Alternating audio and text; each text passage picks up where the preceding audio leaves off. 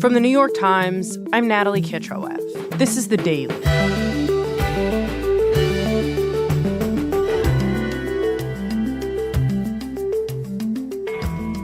On Wednesday, the U.S. charged Cuba's former leader and communist general Raúl Castro with murder. The charges stem from Castro's role in a decades-old incident when 3 Americans were killed by the Cuban government, and they were the latest escalation in the Trump administration's campaign to force political change on the island. Today, my colleagues Francis Robles on the story behind the charges against Castro, and Julian Barnes on what the American government really wants from Cuba. It's Thursday, May 21st.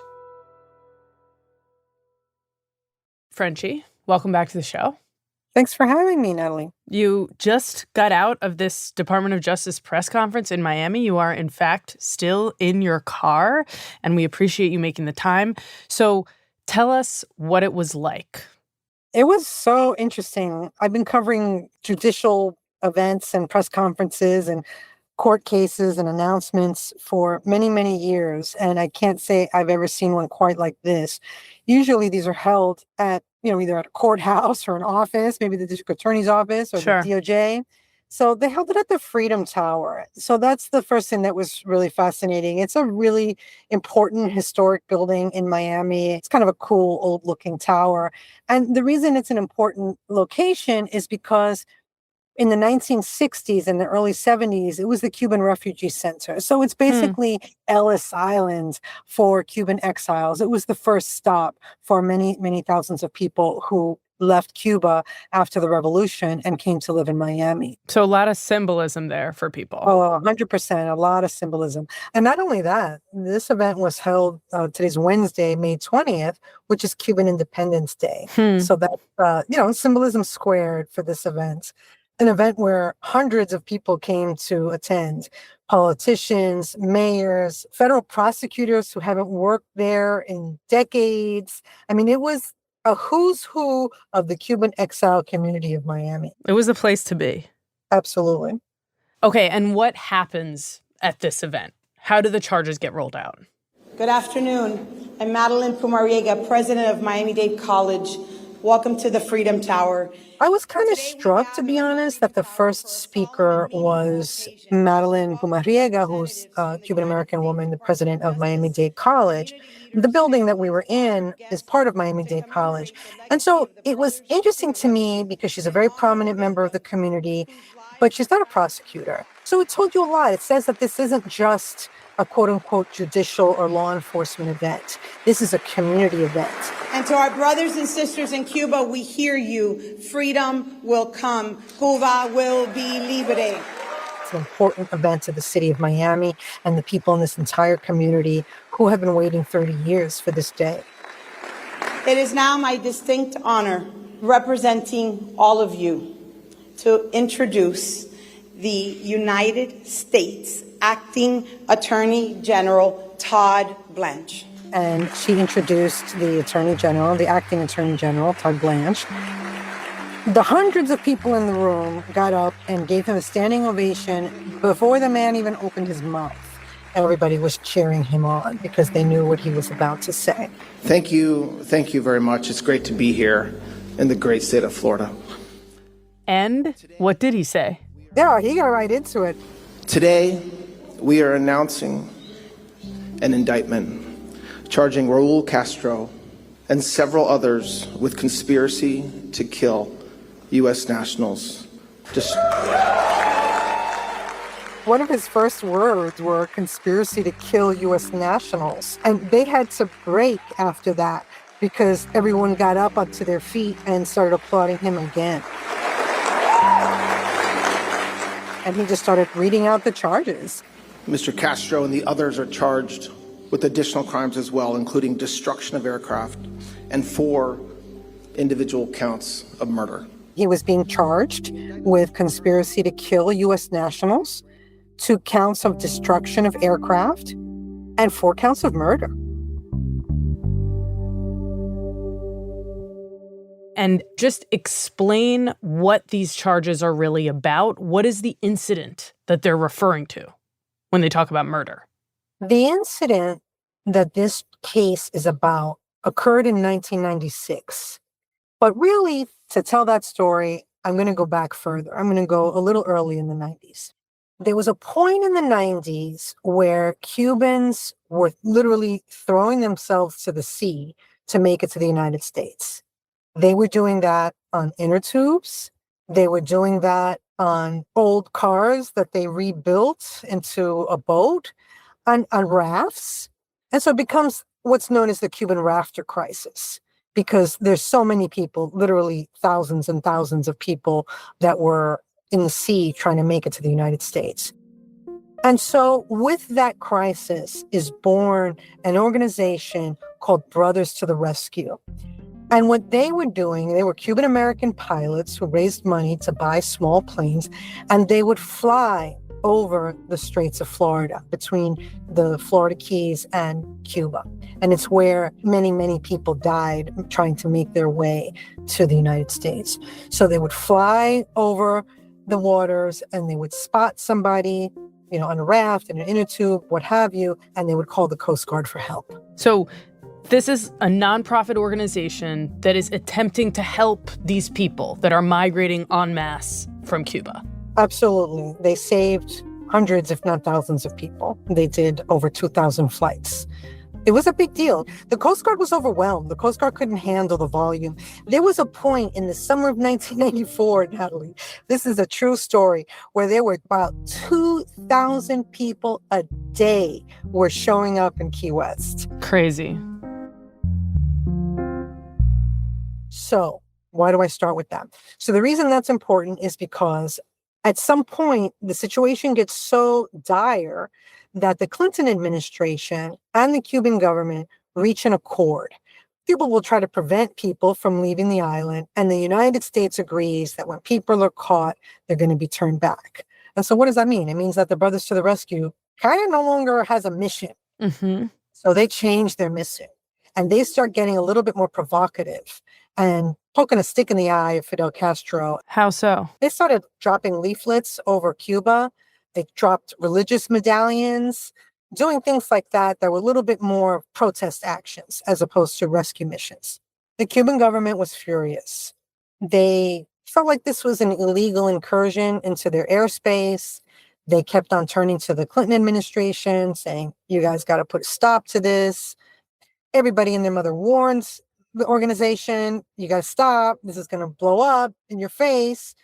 And the founder of the organization, who's a man named Jose Basulto, he felt really strongly that this was his right. This was his right as a Cuban American, and he was going to continue those flights. And he did.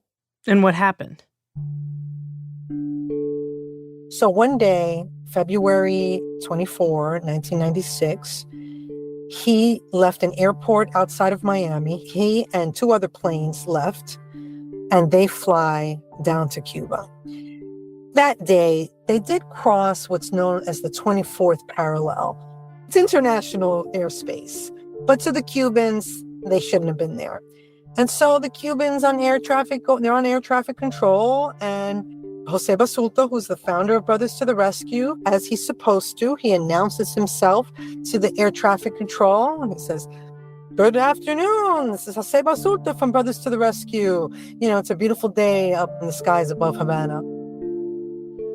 And the Cuban air traffic control responds to him saying, if you're below the 24th parallel, that's an activated zone. That was the word that they used.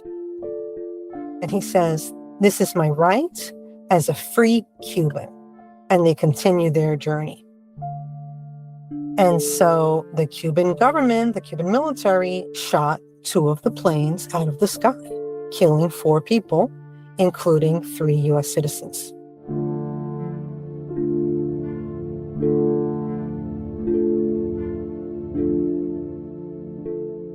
I can't even describe for you the sense of shock throughout South Florida. You were covering this at the time, right, Frenchie? I actually attended. A friend of mine wanted to go to the memorial service at the Orange Bowl, which was a big football stadium that we used to have.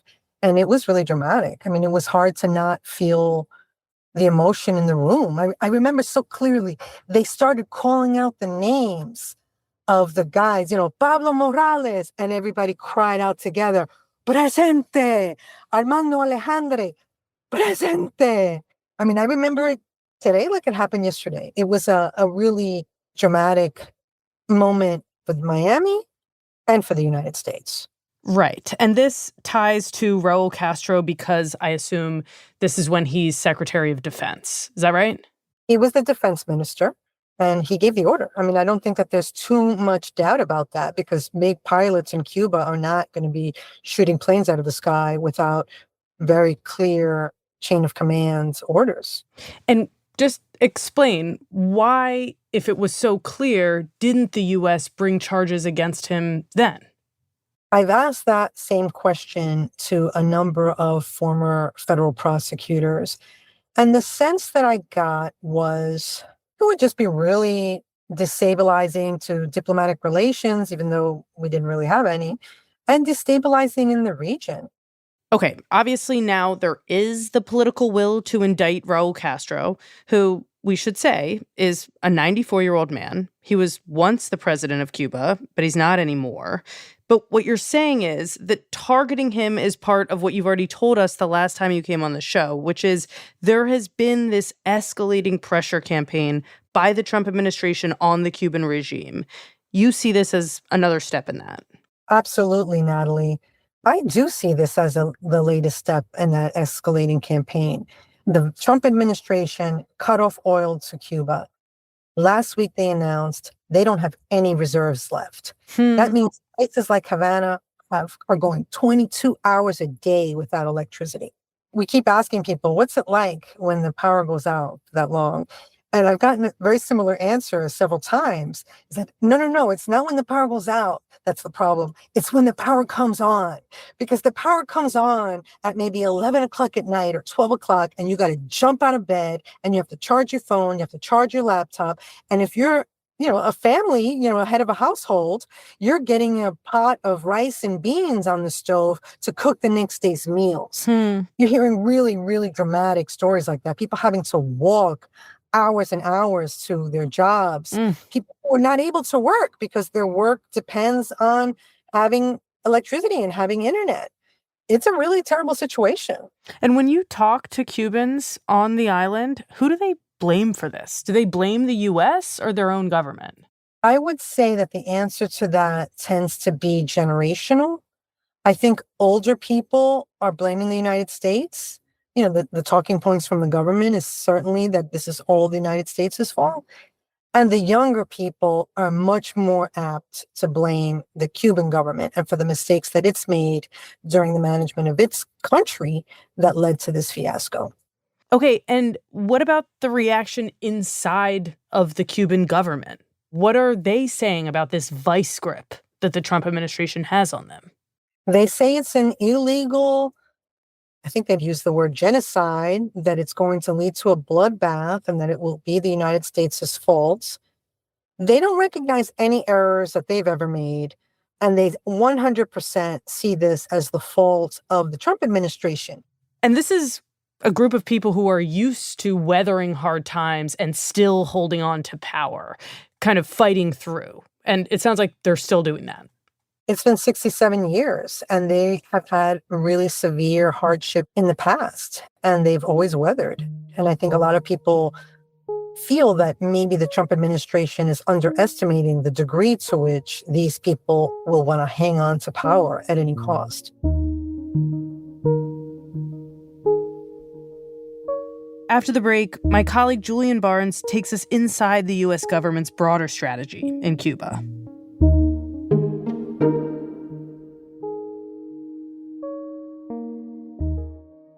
We'll be right back. Julian, you cover the U.S. intelligence community, and you've been reporting on this pressure campaign and the role of the CIA in amping that up. So just tell us what you've learned. What is the end game in Cuba? Well, we don't know what the exact end game is here. We don't know exactly what the U.S. wants. But what's clear is that the pressure is only going to increase this indictment is just the next step in that, right? Like, it is a message to the Cuban government that what happened in Venezuela could happen in Cuba. Just want to pause on that because I think that is a big question that's been hanging over all of this for those of us watching. Is this a prelude to what we saw in Venezuela, where Nicolas Maduro was indicted by the U.S. government and then was extracted by the U.S. military? Is that what this is about? It's very important to note that our reporting shows that President Trump wants the option. He wants the option to do a military extraction, to get Raúl Castro, to put pressure on the Cuban government. You saw Todd Blanche raise that. He talked about how would they get Castro, right? And he talked about it being a Pentagon issue. That said, it's also important to note that there aren't a lot of special operations forces in the region. There aren't special operations forces that we know of that have been training for this kind of operation. Cuba is very different than Venezuela. The circumstances are different.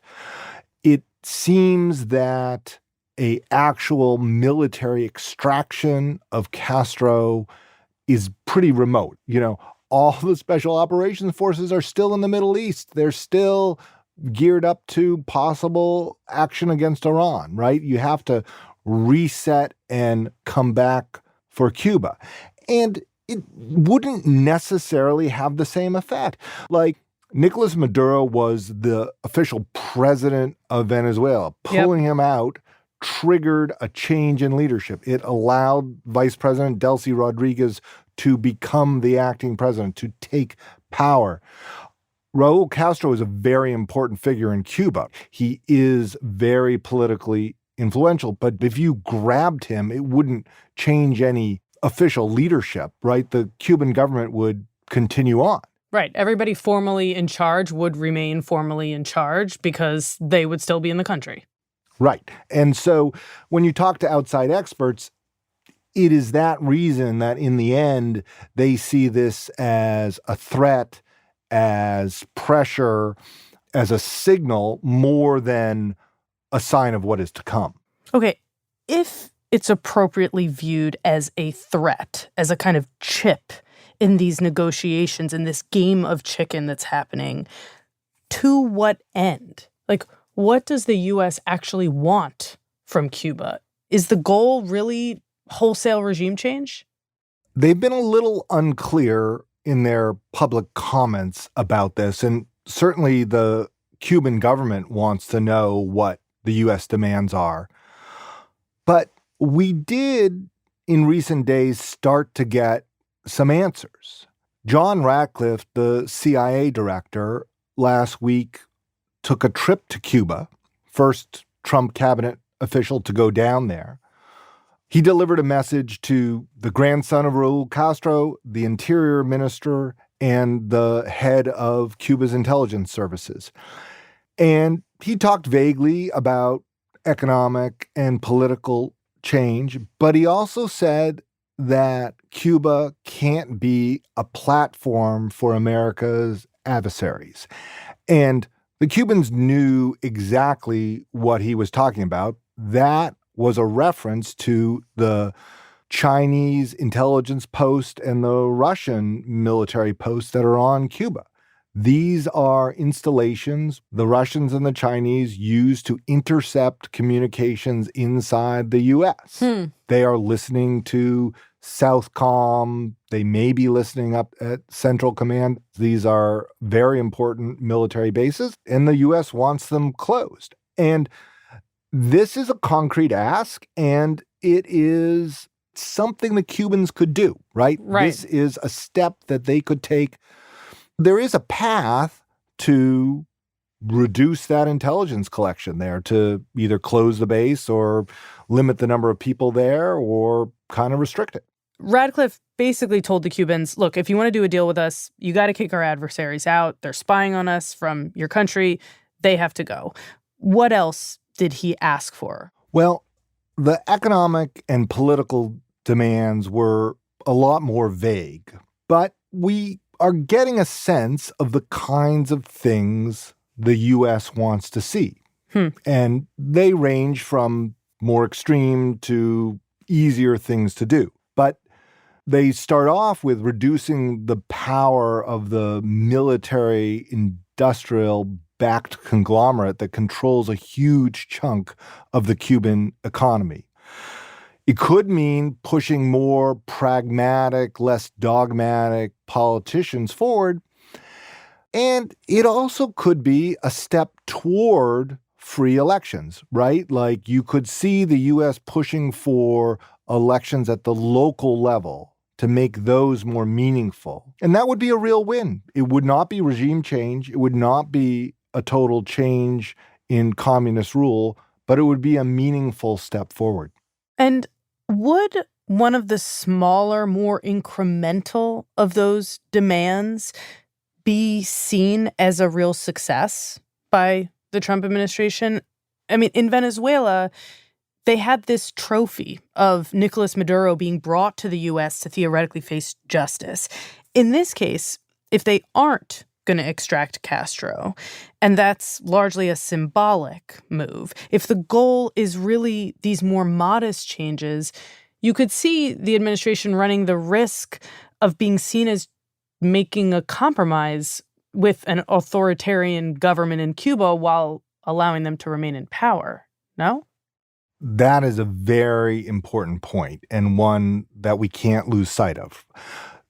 Inside the United States, there is a big constituency, an important constituency, an influential constituency for regime change in Cuba. Cuban Americans have wanted for years and years to end communist control of Cuba. Anything that is short of that is going to feel inadequate. On the other hand, the Trump administration knows that sometimes when they reach for the big goal, they fall short. And when they reach for the smaller, they can be more successful. I assume when you're referring to reaching for a big and difficult to achieve goal, you're talking about Iran. Yes. If you remember, on the night of the Iran war this year, President Trump delivered a video address to the nation, and he talked expansively about war goals. He talked about regime change. He called on the Iranian people to rise up. Right. And pushing for regime change is not a narrow mission. It is not something that is easy to achieve. It's something that the U.S. has struggled with in war after war. They can do it, but it usually requires a very big ground force and unleashes forces that are out of anyone's control. Mm-hmm. Iran is a mess. Like, they don't have a peace deal that's lasting yet. They're contemplating starting strikes again. The supreme leader has been killed, but the government is as hardline as ever. They are not backing down from their nuclear program demands. And if you look at President Trump's other foreign military adventures, foreign operations, they've been much more narrowly cast with a very specific goal: to kill a specific leader, to bomb a specific nuclear site, or in the Venezuela case, to capture Nicolas Maduro. When he has drawn the goals narrowly, he has seen more success. And so if you look at Cuba, the kind of long-term goal of many Cuban Americans of a Cuba free of communism, that's going to be harder to achieve. But if you look for more narrow goals, reduction of the power of the military-industrial state, incremental steps toward elections, those are achievable things. You could make meaningful progress. Even so, Julian, you more than anyone know that Cuba has been in the sights of the CIA for a very long time. So why would the administration take this on right now, given everything you're saying, given that the administration is already in the middle of a war in the Middle East, that people are already skeptical of what the administration is doing abroad? Why do this now? Well, as you just said, Cuba has been a thorn in America's side for decades and decades. This is not some adventure that came out of this administration's head, right? There have been generation of American leaders who have tried to change the government in Cuba. It is something that is very important to a powerful constituency in the United States. And Trump sees himself as someone who can cut through bureaucracy, as someone who can solve problems that have bedeviled the United States for years. He's someone who has little patience for progress or history, who believes through the force of will he can fix them or change them. And also, we do have Iran right now, and Iran looks like a really difficult problem. And all of a sudden, he's got Cuba, and his pressure campaign is working better than they thought. So there's a sense here among some in the administration that Cuba could be the success that helps them move past the morass of Iran. Trump may essentially just be looking for a win, you're saying. If we know anything about Donald Trump, he's always looking for a win.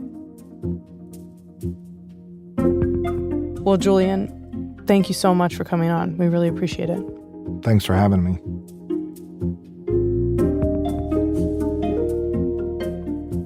We'll be right back.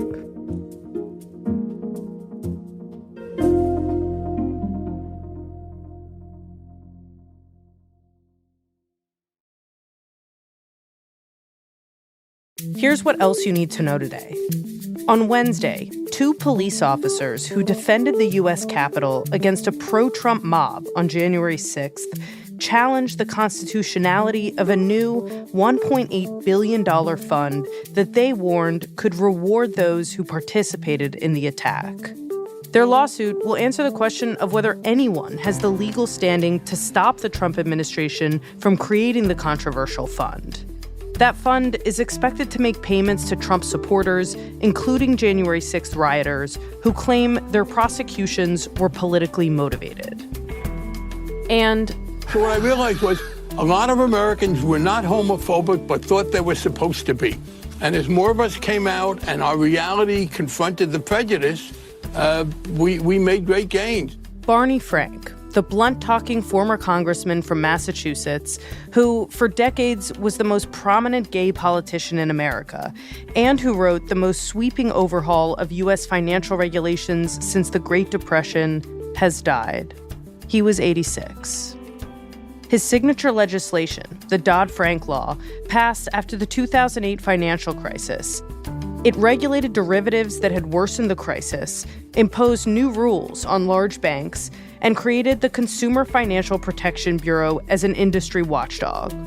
Asked about complaints from business leaders about the law, Frank scoffed. Well, I hate to say this, but the impression I get most is that their feelings are hurt. Oh, you were rude to us. You said we were fat cats. You hurt our feelings. Get over it. I mean, I'm in the kind of business where people say rude things about us all the time. No, I've said that to them.